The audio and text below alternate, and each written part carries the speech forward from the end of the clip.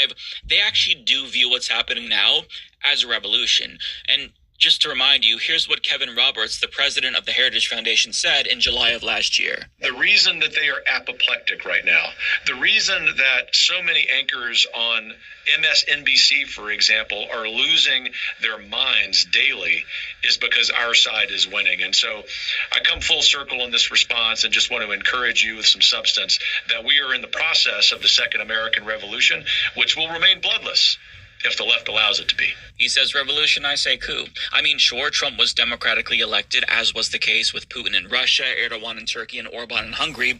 But as those dictators have taught us, that doesn't necessarily mean that democratically elected leaders can't become dictators and can't hijack democratic institutions in a coup-like way. I mean, a slow-moving coup is still a coup.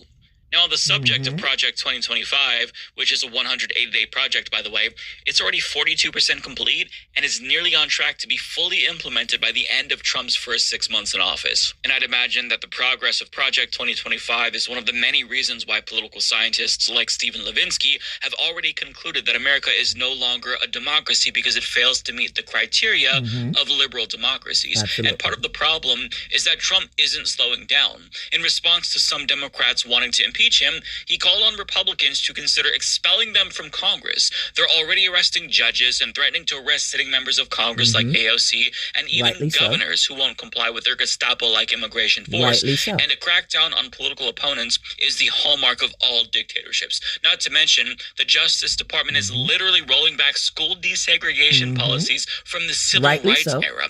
And when you consider the attack on civil rights for LGBTQ plus people and the potential passage of the SAVE Act, which could disenfranchise millions of married women, as well as the rollback of women's reproductive rights, I mean, you can see how the vision laid out in Project 2025 is already starting to take shape. And one thing is all this is happening because the Constitution and the law allows it.